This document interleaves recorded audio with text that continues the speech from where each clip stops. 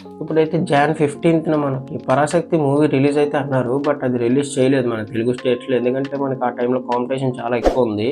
అంటే మన 'చిరంజీవి' గారి మూవీ ఉంది, 'రవితేజ'ది ఉంది, 'అనగనగా ఒక రాజు' ఉంది. ఇంకా సంథింగ్ ఏమో ఉన్నాయి నాకు గుర్తులేదు. 'రాజసాబ్' ఒకటుంది.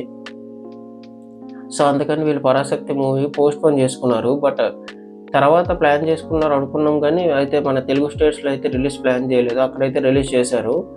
అక్కడ కూడా పెద్ద ఏం అనిపించలేదంట ఈ మూవీ. మనకి మొన్న ఓటీటీలో రిలీజ్ చేశారు ఈ మూవీని. నేను చూశాను. నాకైతే నా జెన్యూన్ రివ్యూ అయితే మాత్రం నిజంగా బాలేదు నిజంగా. అంటే బాలేదంటే ల్యాగ్ ఎక్కువగా ఉంటది. ఆ సినిమా అంతా ల్యాగే 99% ల్యాగు. ఆ 1% ఏదో హీరోయిన్‌తో ఉన్నప్పుడు గానీ, ఆళ్ళ తమ్ముడితో ఉన్నప్పుడు గానీ కొన్ని సీన్స్ బాగున్నాయి అంతే. అంతకుమించి ఈ మూవీలో లేదు. ఈ మూవీ ప్లాట్ ఏంటంటే లాంగ్వేజ్. లాంగ్వేజ్ కోసం మూవీ అంతా ఫైట్ చేస్తారు. అంటే ఒక 1959 ఆ టైంలోని 1955 ఆ టైంలోని ఏ స్టేట్‌కి ఆ స్టేట్ లాంగ్వేజెస్ ఉండాలని వీళ్ళు ఫైట్ చేస్తారు. అంటే మన ప్రైమ్ మినిస్టర్ గారు ఏం డిసైడ్ చేస్తారంటే వరల్డ్ మొత్తం అదే మన ఇండియా మొత్తం హిందీ మాట్లాడాలి. ఓన్లీ హిందీయే అంటారు. సో, అంటే వేరే లాంగ్వేజెస్‌లో ఉన్నోళ్ళు చిన్నప్పటి నుంచి మాట్లాడిన భాషే కదా మాట్లాడగలుగుతారు. కొత్తగా నేర్చుకోవడం అంటే అవ్వదు కదా!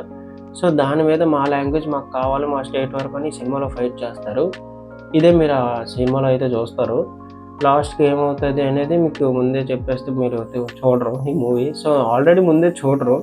సో, ఇలా చెప్తే ఇంక అసలు చూడరు. ఒక్కసారి ట్రై చేస్తానంటే చేయండి. నా రికమెండేషన్ వరకు వద్దనే చెప్తాను. ఎందుకంటే అది చేసే విధానం అంతా మనకు మన ప్రయారిటీ కోసం, మన ప్రౌడ్ కోసమే ఉంటది. బట్ మూవీ తీసే విధానం మాత్రం తీయలేదు.